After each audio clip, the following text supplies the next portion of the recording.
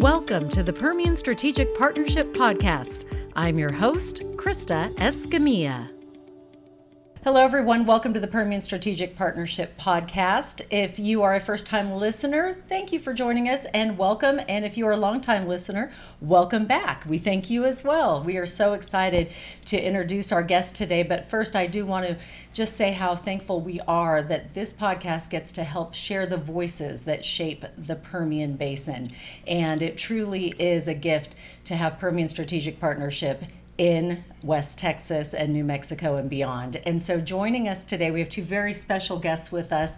We have CEO and President of Permian Strategic Partnership, directly to my right, Tracee Bentley. Tracee, thanks for being here. Thanks, Krista. And we also have the Executive Chairman of the Board of Diamondback Energy, Mr. Travis Stice. Travis, thank you so much for being with us today. Good morning to you. Thank you. And you have many, many, many other titles, but I will let you share all the titles and how we got here today.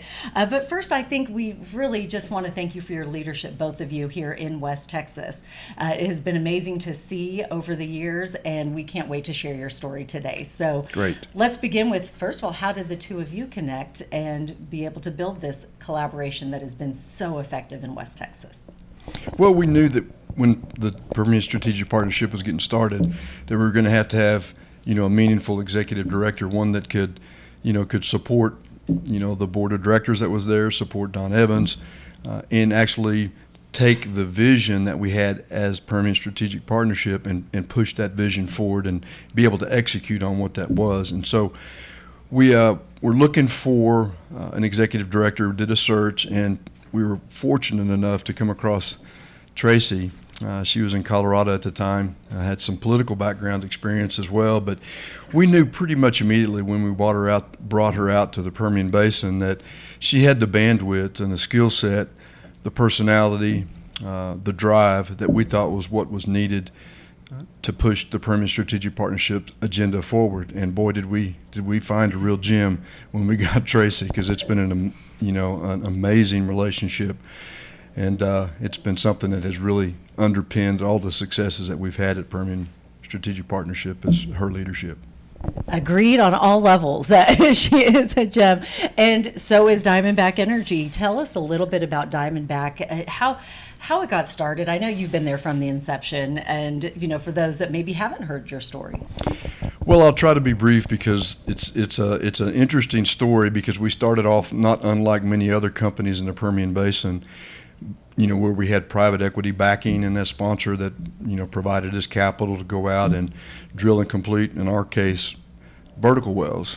And we put a team together, started prosecuting that development plan, spending money, and we decided that in order to continue to grow the company, we needed another form of capital, and we needed to access the capital markets in the form of an IPO. And so in early February of 2012, we filed our paperwork with the SEC, and through some fits and turns, we were able to get the company public in the fall of 2012, and that allowed us a form of equity, a form of capital to come back and start growing the business. And we pivoted our development strategy away from vertical wells into horizontal wells, and we're really among the first that were doing that in the portions of the basin that were economic with vertical wells. But it really worked, and we were able to continue to grow the company. And I think when we took our company public in 2012, we had a market cap of $500 million, and we're 60 plus today, so 60 plus billion today. So wow, that's a pretty amazing growth story in just over a little less than 15 years. That's what we call living the dream, right, Tracee? Yes, it is. Yeah, and it took some amazing people to pull that off, and we were fortunate enough with the original founders of the company that they spent the time and energy and intellect to really pull this off, because without them, Diamondback wouldn't be where they are today. And they, fortunately for them, have all gone off to greener pastures in the form of retirement, and I'm sort of the last person standing right now. So, but anyway, it's been an amazing story. Thank you for giving me the chance to say that. Yes. Travis, you are a native Midlander. Talk to us about growing up here in Midland and in the Permian Basin, and why you're still here. Well, the Permian Basin has always been about oil, right? We discovered oil back in 1923, so we've now been producing oil for over 100 years out here. So our economy 100 years ago migrated away from ranching more in towards oil and gas development. And over those 100 years, we've gone through significant boom and bust cycles, and it wasn't really until kind of the 2010 timeframe where the horizontal drilling really took off and transformed this region in a ways that none of us ever really realized. Probably the biggest thing it did is it provided us, this shale revolution provided America energy independence, and nobody thought that was possible. But it certainly transformed this region as well too, because growing up, this was sort of an outpost for technical folks where they'd come out here and do their tour of duty in the Permian Basin for 2 or 3 years and then move out. But now what we've seen over the last 15 plus years is that the Permian Basin has become a destination, and that change has really transformed the need for what people that are staying here long term want. If you're only going to be here for 3 years, well, they'd say, well, we can stand on our head for 3 years and then we're out of here. But if you're raising a family now, if you're going to be out here for most of your career, if not all of your career, there's requirements. And that was really sort of the genesis of what the Permian Strategic Partnership. People wanting better health care, they wanted safer roads, they wanted an education system, they wanted workforce development, and those became the pillars of the Permian Strategic Partnership. Was these challenges, were they something that you saw early on and you thought, oh, we need to jump in with Diamondback? Or how did the growth and collaboration really begin with PSP? Because I think that's something that a lot of people that have been here a long time, like us, have seen such drastic changes. Mm-hmm. But it takes someone going, we need to make these changes. Yeah, I think there was a group of 10 companies that came together early on, and Diamondback wasn't part of it, and I wasn't part of that either. That group of 10 companies that sort of got together and said, we can drill really good oil and gas wells, we can allocate capital really efficiently. We ought to be able to do things in a way that transform this region around areas that we think need improvement. And those 10 companies were the original board of directors, the original founders. They provided capital. And like I said, Diamondback wasn't part of that. And I always like to joke with Tim Leach because, we weren't originally big enough to be part of the Permian Strategic Partnership. And then as we continued to grow and had a little bit of success, Tim came to us primarily because he wanted our financial contributions. He's a good friend of mine, so I can joke about that. But he said, we'd like you to come on the Permian Strategic Partnership. But he says you need to be on the JV team, And hey, you have to start somewhere, right, Travis? Right, and what that meant is that our capital contribution was about half of what the big boys were. But it wasn't too much later that we got to take off the fishnet jersey and join the varsity, and it's been a wonderful relationship ever since then. I feel like you're kind of quarterback now. Yeah. Yeah, let's be clear. Tracee's the quarterback, and she's got some amazing people wrapped around her as well too that lead the development of what's going on out here. Travis, you are on the executive committee of PSP. You're also on the board, and you were one of the very first people that when I landed here that I wanted to visit with, because you're here. We're in the same building, as a matter of fact, and you're a native Midlander, and so I'll never forget what you told me, and it's ringing true, and it's been something that I've shared with others who moved to the Permian, and that was, this area will give back to you what you put into it, and so let it give to you. Mm-hmm. Also, don't be shy about diving right in, and that's probably the best advice I got from the entire time I've been here, and I've shared it with others because it is so true. If you let the intimidation of new surroundings, and it's so unique here, it's very different than any other place that I've ever been, but don't hold back and don't wait for it to come to you. You've really got to dive in. Yeah, that's very very good that you remembered that, because that's part of my rant. Then when I talk to people about coming to Permian, it's a reflective community. So if you come out and reflect that, hey, I'm going to dig in, and people just jump to your aid, and it's not really even a one-to-one relationship. If you're really genuine and you're trying to move forward, man, there'll be 10x the number of people coming to support you. And the other thing's also true. If you come out here saying this is a desert full of old people, then you're not going to get probably what you need to be successful out here. So, like my wife says, you got to bloom where you planted, and the Permian Basin is certainly good evidence of that. So PSP this year is 7 years old. Wow. Happy birthday. I know. Yeah. It's hard to believe. It's been 7 years. Yes. It's gone by so fast. Yes. What are some of your favorite initiatives or projects that we've worked on? I think the list is long of what we've been able to get accomplished, but I think more fundamental of what projects got done, it was really the thought process that we had about, we would like to be the catalyst behind things that get done in the Permian. Other people will come and support, but they need somebody to step forward and say, hey, this is important. This is why it's important. We're putting our money behind this project, and we'd like you to come support it. And so whether it's things around education, things around road safety, things around workforce development, all the things that the Permian Basin Strategic Partnership leaned into, in most cases, catalyzed what we see today. And I like to stretch the numbers. We put about $200 million in, and there's probably been 10x that, $2 billion worth of concurrent funds that have been poured into the Permian Basin. And I believe that what's been accomplished out here in the Permian Basin with the Permian Strategic Partnership will go down as one of the greatest private-public partnerships in the history of our country. I couldn't agree more. And when you look around our community, you truly see those partnerships. One of them that I know many have been watching recently is the Behavioral Health Center. To see that being built from the ground up, I know that's something I'm sure that both of you are very proud of. Yeah, it's going to be amazing for this region. We're just a few weeks away from being able to open that up. It's a 200-bed facility, won't be fully occupied, as we continue to build the workforce around what's needed out there. But it's going to be something that provides a service that unfortunately is not available in the greater Permian area. This isn't just a Midland thing. It's not just an Odessa thing. This is a greater Permian area opportunity for people that have behavioral health issues to get the kind of professional help they can to change their trajectory and get them back on the path that makes them more and more successful.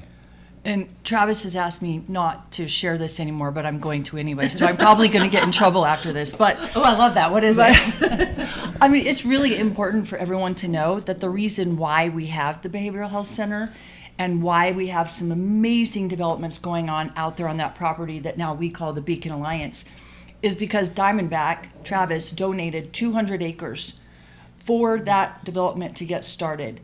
And then it grew from there. But without that vision from Travis and from Diamondback Energy, we wouldn't be nearly where we are right now out there. So thank you. You're too kind. I do recall a conversation I had with Secretary Evans, who's my hero, by the way, in all shapes, form, and fashion, about what is really possible if we were able to get something going out there. Man, how big could this really be? What could be a really big dream for that area?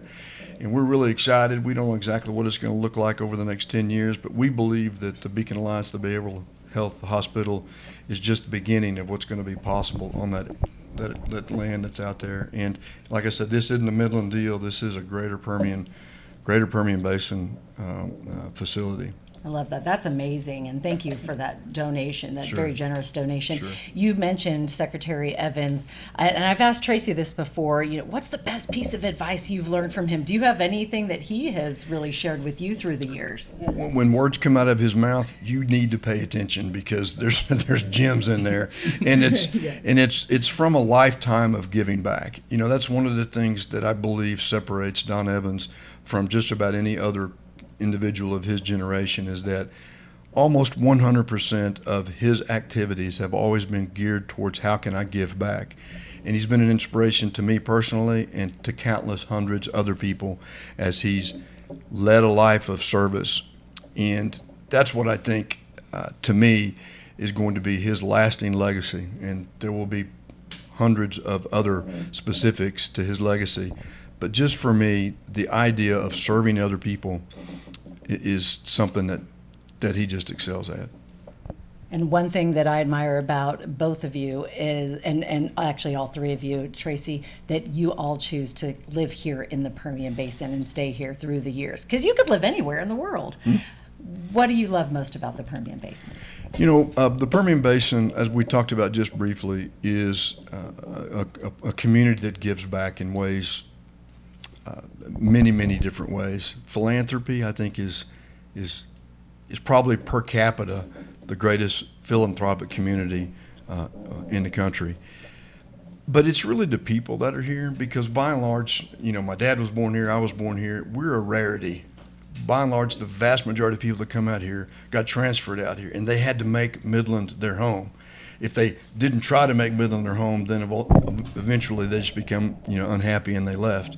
But the people that are here, I think, are some of the most genuine, some of the most authentic people that are all underpinned by what I call an unreasonable amount of grit and determination, because God didn't give us a lot of blessings above the ground out here. He gave us a lot below the ground. And so we have a lot to be grateful for out here. And I see a grateful attitude. I see a benevolent attitude out here, and a kindness towards the other person out here in the Permian Basin. And that was that way growing up, and it's that way as I'm in my 60s now, and it really has evolved into what's really a special place. So, Travis, upcoming let's say in the next 5 years for PSP, and some of the things in our pipeline. Of course, you've helped drive those. What are you most excited about? I think the Permian Basin is on the brink of yet another cycle of exceptionalism as science and artificial intelligence and bigger companies like ExxonMobil and Chevron are really pouring in investments into enhanced oil recovery. I think not only do we have the rock out here that's going to produce kind of flat volumes in this 6-ish to 7 million barrels a day range for quite a long period of time, I also think that enhanced oil recovery has a potential to change the trajectory of a plateaued oil production out here. And I think those all lend themselves to a growing community. I think we just touched on it briefly. I think the Beacon Alliance is just the beginning of what can be done out there for health and the betterment of our community out here. And then as companies continue to be successful out here, I think you'll see more and more really engaged people in our community that are really want this community to be a better place, than they found it. So trying to push the ball down the field that so many people before us have done. It's true that we have only tapped 10%? Yeah, it's a rough number, but 10 to 20% is a fair estimation of the original oil in place, which means that 80 to 90% of the oil is still in the ground out here after 100 years, after drilling hundreds of thousands of wells. So that's what makes this region so unique compared to the Bakken or the Eagle Ford or some of the other producing basins, is that the size of what we're developing, the vertical section of what we're developing, is 6,000+ feet versus 300 to 400 feet in some of these other producing basins. So that's why we've been out here for so long, is the depth of our reservoir is just so great. I like to remind people of that because, as you know, every year PSP does our economic study, and in that study we include what does the workforce look like in the future to be able to sustain or even build on what we have. And people say 185,000 more workers, why? And I tell them because we've just scratched the surface out here, and so we want to be ready for that. Making sure that we've got everybody trained up, and if we need programs in place at our amazing universities and community colleges, let's get those in place now. Yeah, and all the support, the technical functions that support, whether it's HVAC technicians, which we've really been focused on, or diesel mechanics, those are all supplemental careers that are fantastic opportunities, but we need to continue to make sure that we're providing the opportunity for those type of people to be grown here, those type of people pursuing that career path can be grown here, as opposed to trying to always attract them from the outside. So those are some things that we're working on at the PSP, as you know as well. I love the partnerships that you have with the education partners as well. That collaboration itself, had either one of you seen that through the years before PSP? Had you seen where workforce, companies, CEOs, and education were all working together to get more CDL licensed drivers or to get HVAC? I think that's one of the most underappreciated thing about the Permian Strategic Partnership is about how many members do we have now? 28. Yeah, I was going to say 30, but 28 members.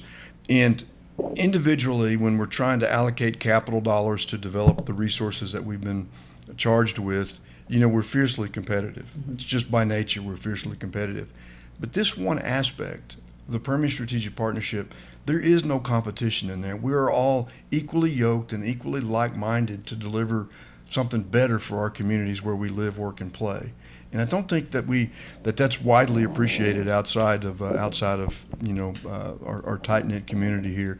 But it's really an amazing thing. Tracee, you've seen that as well. It is amazing. I remember during when COVID hit and oil went negative and the whole world was in a state of panic. And PSP was only a year old. Mm-hmm. And I remember thinking, oh my gosh, what's going to happen? Mm-hmm. This is a brand new thing. We're just gluing everybody together like Travis just said, and everybody's cutting, and oh my goodness, what are we going to do? And I was fearful. And we quickly called an emergency board meeting together, and what happened was so amazing. All of these CEOs of our member companies said, well, we're not going anywhere. This is exactly when the community needs us the most. So if nothing else, we're going to be stronger. And it just really solidified for me the kind of visionaries and the kind of leaders that I was working for. And I came out of COVID after that board meeting in March more excited than ever, even during COVID, right. Because I got to share with the community, we're not going anywhere. We didn't lose one member during COVID or after COVID. It was pretty amazing. Yeah, that board meeting really galvanized all of us on the board as well too, because it was, as Tracee said, the community needs us, let's lean in. Mm-hmm. And there was nothing else leaning in. Everybody else in the whole world was pulling out. Right. And we decided to take advantage of, what was not take advantage of, but really be able to pour into the community at a time when it needed it the most. I know as a parent, we're all parents, that we've traveled many miles for sports. Can you touch a little bit on the Diamondback Midland Athletic Syndicate? That is exciting, I think, for any parent that's listening right now to think, wow, I'm not going to have to spend 5-6 hours in a car each way. Yeah, it's getting close. But I think just to step back a minute, when we became aware of this shale revolution sweeping through our communities, one thing it did was degentrify our communities. I don't mean to say anything provocative about the older generation that lives here, but I think at the time we started looking at what does this community need through the eyes of who lived here, we realized that the average age of Midlanders, or the average age of people in the Permian Basin, was like 32 to 34 years old. But more importantly, the largest age group demographic was 0 to 4-year-old. And so if you think about early 30-year-old parents with 4-year-olds and less, what is it they want? They want green space outside. They want to be able to go out and participate in youth sports without having to drive to Dallas and Fort Worth or Houston and San Antonio. They wanted to be able to have what they needed in our communities to raise their families and participate in things outside of just their traditional educational environment. And so many companies started trying to figure out ways to invest, in green space, and talk to our city council about, hey, there's opportunities to redo these parks. There's other things, but I think we had the opportunity to put something between the Midland and Odessa that had, multiple indoor facilities, because you haven't been out here in the summertime playing youth sports in July. Can get a little can get a little warm. So we've got an indoor facility there that has basketball and volleyball and an indoor soccer field as well too. And it's open. When it opens up, it'll be open to all the communities around here. And we've got it. I believe it's still on the bus transit, so people can get on the Midland bus transit system and be able to move around and participate out there. So You don't see Diamondback's name on anything, actually. That's the only thing we've ever put our name on. But it was important to make the kind of the lead contribution there for the community to see that, hey, it's not just Diamondback, but there's many people participating in that structure and other structures around that are helping the quality of life that this younger generation that's raising families out here want. That's exciting, and I think it gives all of us hope that our kids will want to come back and raise their families here as well. Yeah, I hope so. Thank you. Yeah, for sure. I don't know that there's a more generous or thoughtful company in the Permian right now other than Diamondback. I think they lead the pack when it comes to philanthropic efforts and really giving back to our community. We're so thankful for you. You're too kind, and you probably heard part of that story in the past about our development of philanthropy. As we were little, there were many things we couldn't do, and one of the things we couldn't do as a small cap company was do philanthropic work, because either we were private and the private equity guys said, no, we'll take care of the philanthropy, or we became public and we're so small we didn't have any incremental cash to be able to do that. And so I made a commitment to myself that if and when Diamondback ever got to the size where we could lean into the community, we really wanted to do that. And we had a really good role model. There's so many great companies that were doing things in our communities, but being right across the street from Concho, it was easy to watch Concho do what they did. And that sort of gave us a go-by. And then when they got bought by ConocoPhillips, we just decided at that point in time, okay, we're the largest market cap company that's headquartered here in Midland, and it's time for us to really step up. And I'm proud to say that we have. And it's not just writing checks that I'm proud of, because we do offer a lot of philanthropy in the form of donations. But what I'm really proud of is the number of employees that we push or we allow to go into their voluntary efforts and really lean into that. And we've kept track of hours loosely. We've probably had over 10,000 employees hours of the last several years where they go out and actually engage in the community alongside the corporate philanthropy. We put a system in place called VTO, volunteer time off. So I think we have 10 days or so that an employee can just say, hey, I'm going to take a VTO day, and they'll be out planting trees at a park or doing other things in the community that are alongside the corporate philanthropy that we see. So we tried to put our our sweat equity alongside our financial equity as we contributed to our communities. I love that. VTO. I had not heard of that before, and that is fantastic. I love that. What young companies, make a note, because that is fantastic for your employees and the community. Thank you. Yeah. Speaking of community engagement, Travis, I know one of the issues that PSP is working hard on is the lack of voter turnout here in the Permian. We know that less than 10% of people who go to the polls make major decisions for all of us. And so we've been working really hard together, and Diamondback has really been a leading company on this for PSP. But why aren't our young employees and their families registering to vote? And then if they are registered, why aren't they actually voting? And it was Diamondback who set up, helped us get voter registration tables in the lobby and in the downtown area just to try to get people registered to vote. And we made some really good progress. But will you talk about the importance of exercising your right to vote?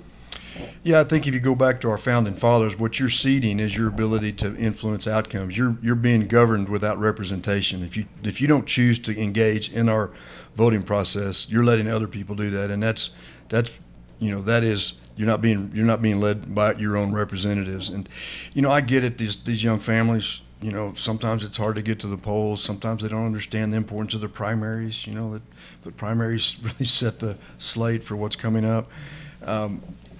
We just really have to get the communication out for what 90,000+ registered voters, and we only get 10,000 people showing up. We got to close that gap, and we need to seed the representation of the voters away from the minority, the vocal minority, and turn it over to these 30 to 35-year-old people that live out here. Now, they may not have the life experiences, but what I've seen is they're incredibly intuitive. And so if we could get 40,000 people turning out for vote of the 100-ish thousand people we have registered.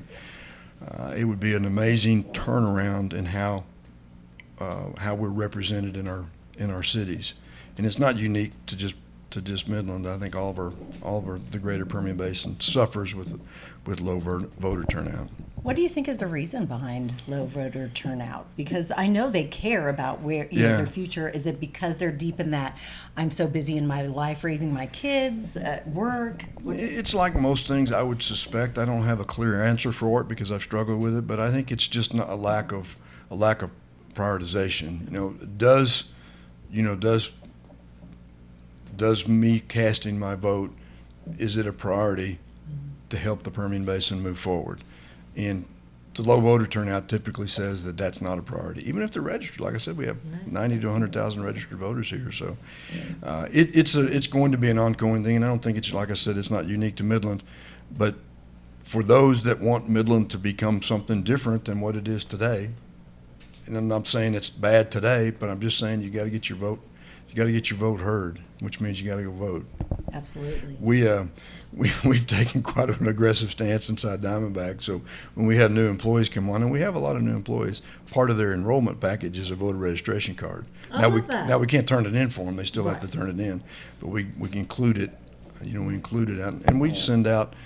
Tracee helps with GOTV, Get Out to Vote campaigns, and we make sure we send out both in the forms of emails and text to all of our employees to make sure they go vote. That's great. And we give them I think we give them half a day off to go vote. So even better. And I think that a lot of people, it's a cycle. Maybe it wasn't in their home, and so maybe then they, just carrying the cycle. So you're helping to break the cycle, but by at least introducing it to them and saying, here's an option. Yeah. I love that. Travis, on a personal note, can you tell us 2 things about yourself we would not know by reading your amazing bio? 2 things about myself.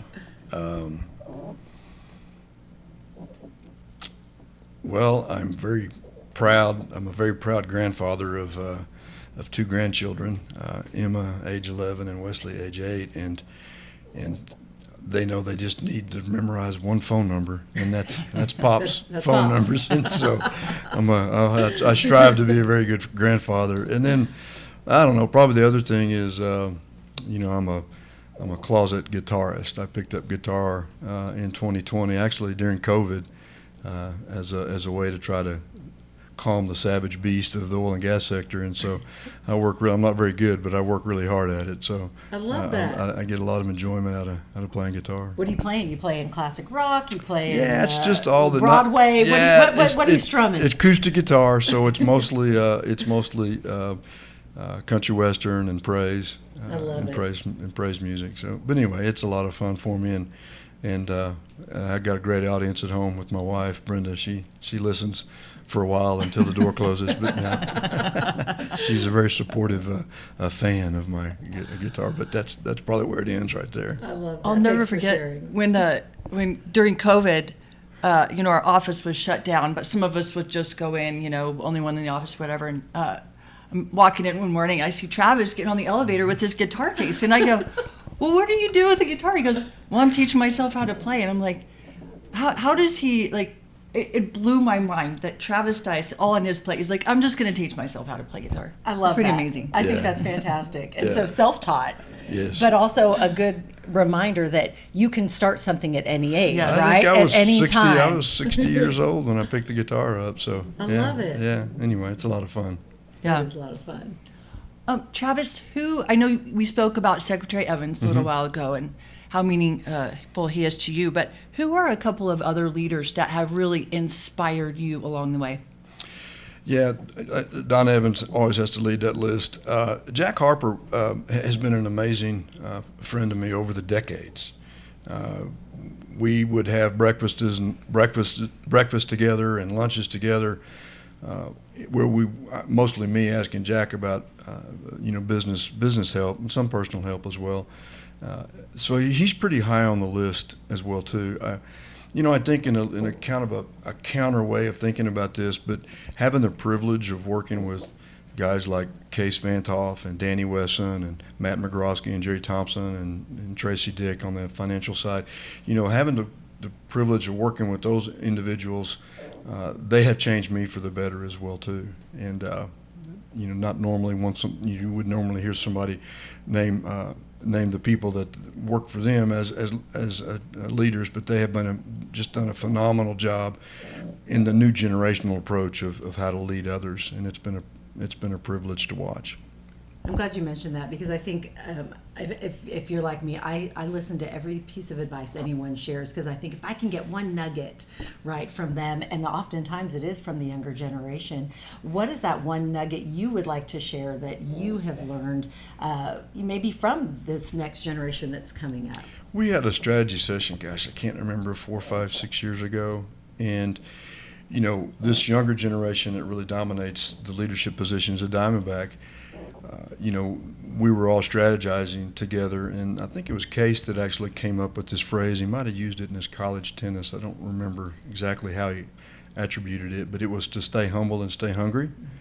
And for a growth company like Diamondback that has enjoyed pretty good success in the marketplace, to think that someone of that group, influencing that group in a way that focused on humility, which is really important to me, as also staying hungry. Those two things don't always normally go together. So today you'll still hear in our culture, stay hungry, stay humble.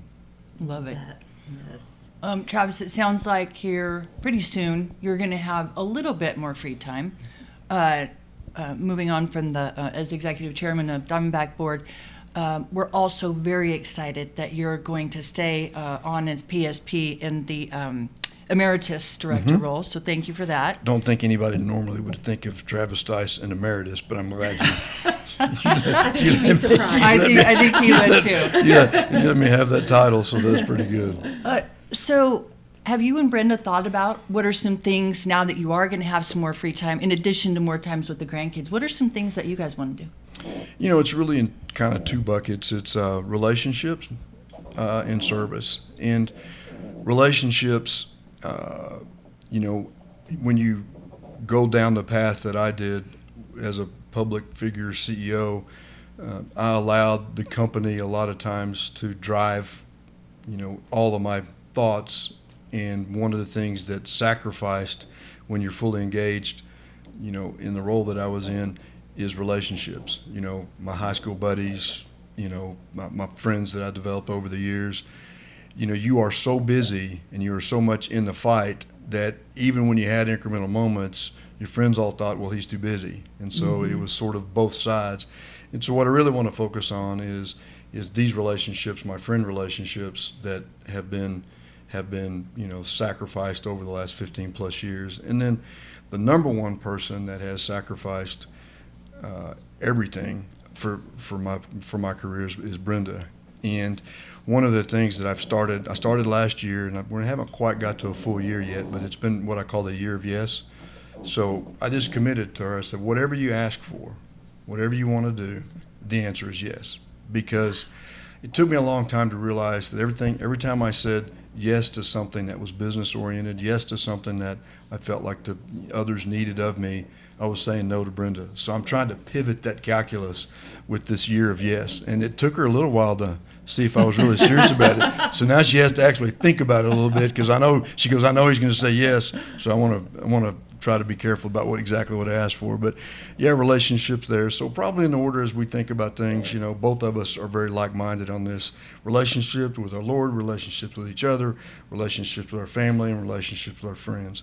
And so that's going to be a big focus area. And then secondarily, or maybe in conjunction with that, is how can we best serve other people? If we've got incremental time now, how can we serve other people? Not with just with our time and with our treasures and with our talents.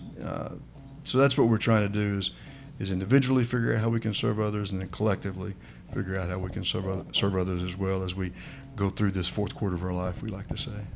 I love that. I'm still sitting on the year of yes. Did she do anything that really kind of surprised you at first? Like, do you want to go to Disneyland tomorrow? Or, I just made the commitment. I literally did. She said she would say, "Hey, Emma, our granddaughter, she's got something in the school play on Thursday night. You want to go to Houston and watch it? Yes. So I mean, it wasn't even a thought. So it's been those kind of things that are very spontaneous on her part that I would just say yes to. That took her a little getting used to because she always had to try to figure out how to justify it around the business schedule or whatever. So I love that. It's been a lot of fun. That is fantastic. And I don't know if she'll watch this or not, but I intend to continue that year of yes, as well too. It's that important to me. This is great. I hope our husbands are listening. I was going to say, my husband is going to hear about the year of yes when I get home. Yes, fantastic. There's so much that I admire about you, both professionally, personally, and faith and parenting. Can you just maybe give us, just since we have you in this chair, your best parenting advice? That's something that has really helped you and Brenda, because I know you all are amazing parents as well as stewards of our community. Yeah, you've got to be equally yoked when you raise kids, right? You can't have one that says, hey, that's okay, and another parent that says that's not okay. So you got to be equally yoked, and you have to communicate with each other to make sure that you are leading your children in a path that you want. Because I think our biggest role as a parent is to make sure you can get your kids to heaven, right? Because if it's not that, then if it's not that, I don't know what it is, right? So you got to make sure you get your kids to heaven. So you got to set the example for them. You got to live your life according to what it takes to get to heaven, and make sure that they see it. And one of the things about raising children I didn't realize early on is that as you're raising your child, you're also raising your grandchild. Mm-hmm. Even if your kids are teens or whatever, mm-hmm. because you're imprinting on your children the ways that they're going to raise their children, God willing, in the future. And so how you're raising your children, you're also going to be raising your grandchildren. So it's a little extra stress, and to be aware that that's the case. And I also think probably one last piece of advice is that it's probably talk less and pray more when you're raising kids. And I think that can get you through some rough spots as well too. Great advice. Well, Travis, it has just been an honor of a lifetime for me to get to work beside you and for you these last 7 years. And you're somebody that we've been talking a lot about leadership and who we look up to. I mean, you are that person for me, for sure. I feel like you lead by example, and I watch that and try to take note. You are also one of those people at our board. When you speak, people listen because people want to know, what does Travis have to say? And among all of our executives at the PSP table, I know that you are incredibly respected, and somebody that when we have a tough decision to make, people want to know, what does Travis think? And so it's just been remarkable to watch and to get to know you, and happen to live down the street from him. So sometimes I get to see he and Brenda walking around the neighborhood, but I just want to thank you for that. You're too kind, and thank you for those words as well. I think it is so beautiful to see the two things or the two of you, I should say, come together today, because our community is truly better because of this partnership and PSP. Is there anything, Travis, that you would like to add that maybe we haven't talked about your involvement with PSP, with the community? And I really don't want this conversation to end, I have to say. I want to put you on speed dial. I know my husband already has you on speed dial for advice, but I'm like, wow, I've learned so much today. But is there anything that you would like to add on this community and where you see it going?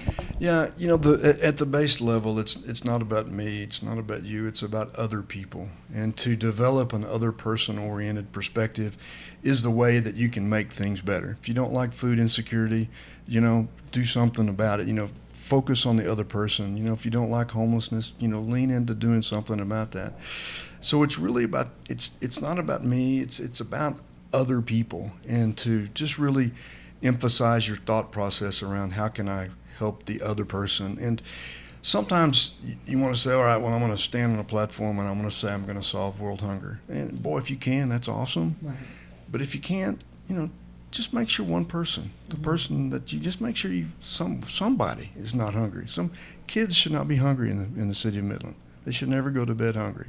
But yet we have food insecurity in the city of Midland. So do what you can is probably a good way to think about it. And like I said, it's not always about big grandiose gestures. It's just do your part, do what you can when you can. And I think the world will be a better place as a result of that. Absolutely. Tracee, any final thoughts? This has been amazing. Like I said, amazing. don't want it to end. Yep. Looking forward to what's ahead, Travis, for you and for PSP. Thank you. It's been a pleasure, and thank you both for your time this morning and your kind words. Tracee, thank you. Thank you. Again, our community truly is a better place because of Travis Stice's leadership and Diamondback. He will be too humble to say it's him and it's his team.